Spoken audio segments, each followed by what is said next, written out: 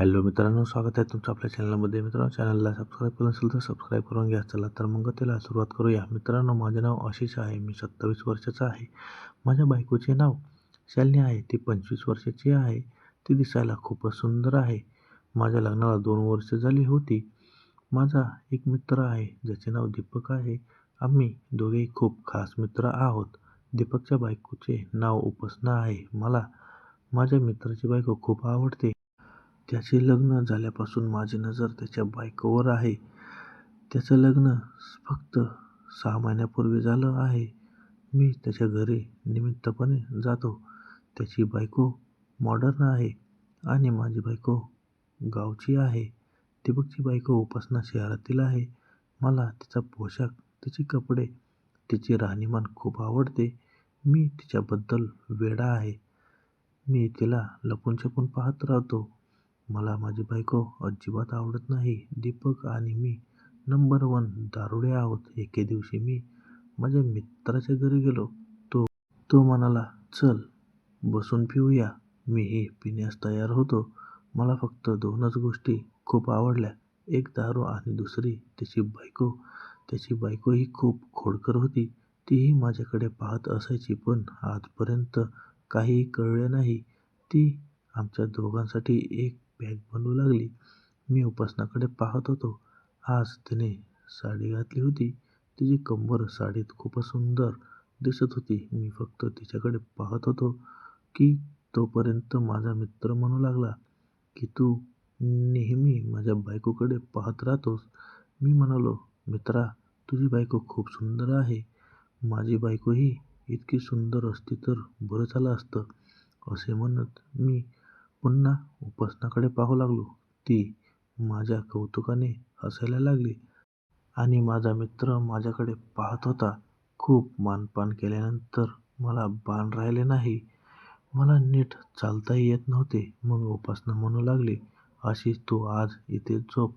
मी म्हणालो, "वहिनी, मी खूप दिवसापासून तयारी आहे." ती तिच्या नवऱ्याला खोलीत घेऊन गेली.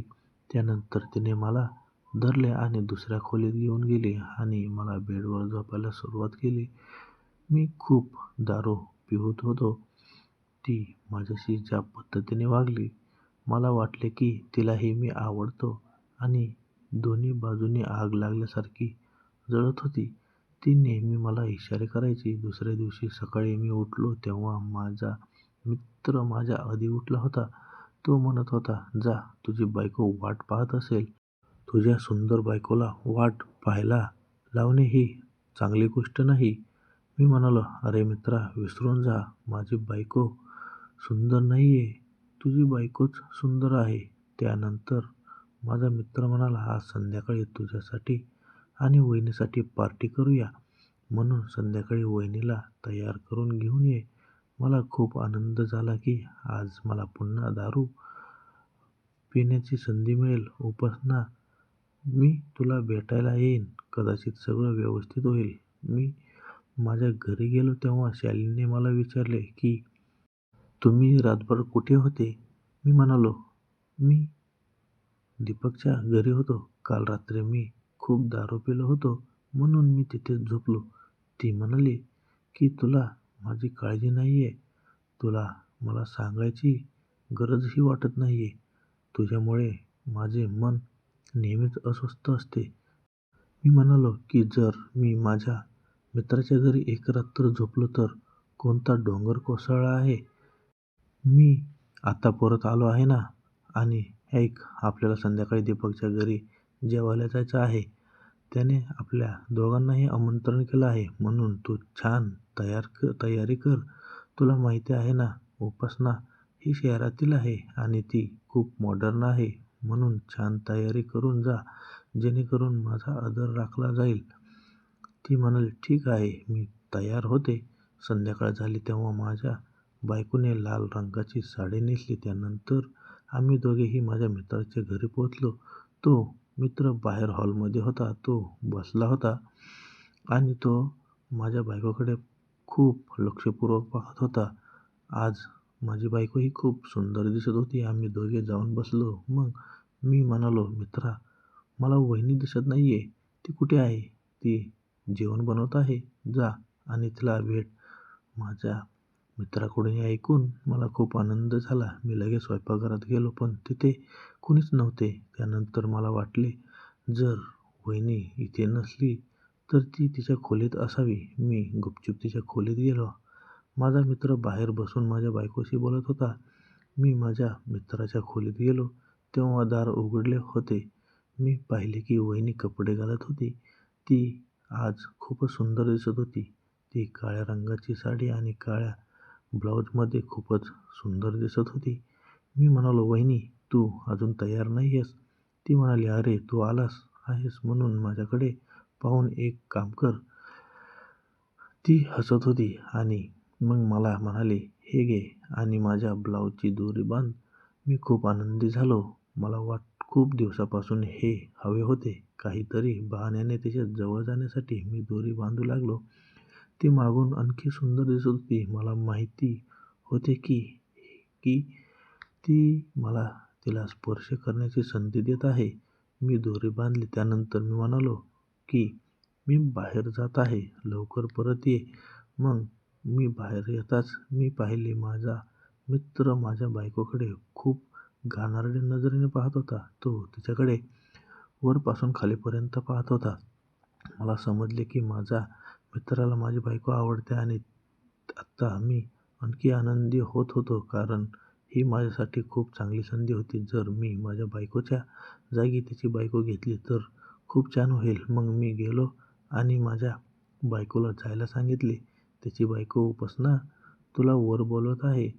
ती उठून उपासनाकडे गेली आणि मी माझ्या मित्राशी बोलू लागलो. मी माझ्या मित्राला विचारले की काय झाले? तू माझ्या पत्नीकडे खूप लक्षपूर्वक पाहत होतास. तो म्हणाला, असं काही नाहीये. मी म्हणालो की मला सगळं समजतंय. तो हसायला लागला. वहिनी खूप सुंदर आहे. काश माझी बायको अशी असती. ती खूप छान आहे. मी त्याला म्हणालो, मित्रा मला तुझी बायको आवडते आणि तुला माझी बायको आवडते. मग का नाही आपण दोघांनीही एका रात्रीसाठी आपल्या बायका बदलल्या पाहिजेत. माझा मित्र म्हणाला, तू काय म्हणतोयस मित्रा? मी म्हणालो, मी खरं सांगतोय. मला तुझी बायको खूप आवडते आणि तुला माझी बायको आवडते. मग त्यात काय चुकीचं आहे? तू माझ्या बायकोसोबत एक रात्र घालवू शकतोस. आज मी तुझ्या बायकोसोबत एक रात्र घालवणार आहे. तो म्हणाला, हे होऊ शकतं का? मी म्हणालो, हो, हे नक्कीच होऊ शकते. मी तयार आहे आणि तूही तयार आहेस. मग आमच्यात ह्या चर्चा झाल्या. आम्ही दोघेही एकमेकांच्या बायकांसोबत एक रात्र घालवू असे ठरवले. आज माझे स्वप्न पूर्ण होणार असल्याने मी खूप आनंदी होतो. आम्ही सर्वांनी जेवण केलं आणि मग मी माझ्या बायकोला सांगितले की मला अजूनही खूप दारू प्यायची आहे, म्हणून तू एकटी घरी जा. मी नंतर येईन. जेवण खाल्ल्यानंतर ती घरी गेली आणि मी खूप दारू प्यायलो. त्यानंतर माझा मित्र मला सांगू लागला की रस्ता मोकळा आहे. माझी बायको खोलीत आहे. मी मी त्याला असेही सांगितले की माझी बायको घरी गेली आहे. तू माझ्या घरी जा, पण ती तुला करू देणार नाही. तू तिला पटवून घ्या. माझा मित्र म्हणाला की ठीक आहे, मी तिला पटवून घेईन. माझा मित्र माझ्या घरी गेला आणि मी उपासनेच्या खोलीत गेलो. रात्री मी तिच्या खोलीत गेलो तेव्हा ती म्हणाली, तू यावेळी इथे आहेस? मी हो म्हटले आणि आतून दार बंद केलं. तिने विचारले, तू दार का बंद केलंस? मी म्हटले, जेणेकरून मी तुझ्यासोबत सर्व काही करू शकतो. दीपक आणि माझ्यामध्ये एक करार झाला आहे की तो एक रात्र माझ्या बायकोसोबत घालवेन आणि मी एक रात्र तुझ्यासोबत घालवीन. म्हणूनच मी तुझ्या खोलीत आलो आहे. उपासनाही आनंदी झाली. मग मी तिच्याजवळ गेलो. ती आधीच तयार होती. मी तिच्यासोबत खूप रोमान्स केला.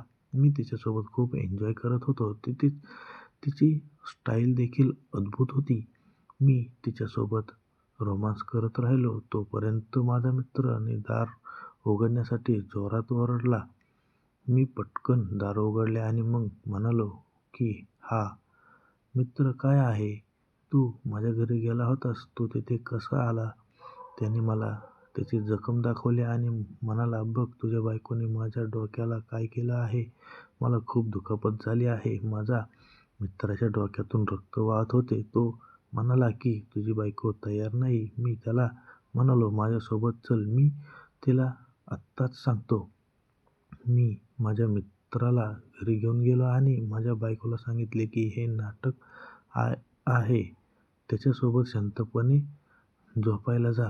जास्त वागू नकोस. माझ्यापेक्षा वाईट कोणीही असणार नाही. ती म्हणाली, तू खूप वाईट नवरा आहेस. तू तुझ्या बायकोला तुझ्या मित्रासोबत झोपायला सांगत आहेस. मला लाज वाटते की तू माझा नवरा आहेस. मी म्हणालो की तुला लाज वाटते. ठीक आहे, काही हरकत नाही. लाज वाटते पण त्याच्यासोबत झोप, कारण मी त्याच्या बायकोसोबत सगळं करायचं आहे. म्हणून तो तुझ्यासोबत जे काही करत आहे ते त्याला करू दे. मी माझ्या मित्राला खोलीत जाण्यास सांगितले आणि सांगितले की खोली आतून बंद कर आणि जर ती सहमत नसेल तर तिच्यासोबत जबरदस्तीने कर. माझा मित्र आत गेला आणि मी बाहेर बसलो होतो. काही मिनिटातच उपासना ही माझ्या घरी आली. उपासनाला माझ्या घरी पाहून मला आणखी आनंद झाला. मी म्हणालो, उपासना तू इथे आली आहेस. चल इथेच प्रेम करूया. दोघेही आत आहेत. मी तिच्याशी रोमान्स करायला सुरुवात केली. काही वेळाने आतून खूप मोठा आवाज आला. मग मी खोली उघडली आणि पाहिले की शालिनीने दीपकला चाकूने मारले होते. तो रक्ताने माखलेला होता. हे सर्व पाहून मी खूप घाबरलो. ती रडू लागली, देवा, तुझ्यासारखा नवरा शत्रूलाही देऊ नये.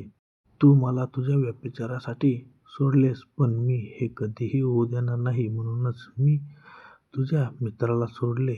नवऱ्याला पाहून उपासना रडू लागली. आता उपासना आणि आशिष दोघेही पश्चाताप करत होते. दीपकला कोणताही पश्चाताप उतरला नव्हता. जेव्हा शालिनीने एकदा नकार दिला होता तेव्हाच दीपककडे संधी होती, पण दीपकने ऐकलं नाही आणि आशिषने चुकी केली. तिघांच्या मज्जा करण्याच्या मागून दीपकने आपला जीव गमावला आणि बिचारे निष्पाप शालिनी गुन्हेगार बनली. तर मित्रांनो, कशी वाटली आजची कथा कमेंट करून सांगा आणि लाईक, शेअर, सबस्क्राईब करायला विसरू नका. भेटूया अशाच नवनवीन कथेमध्ये. तोपर्यंत धन्यवाद.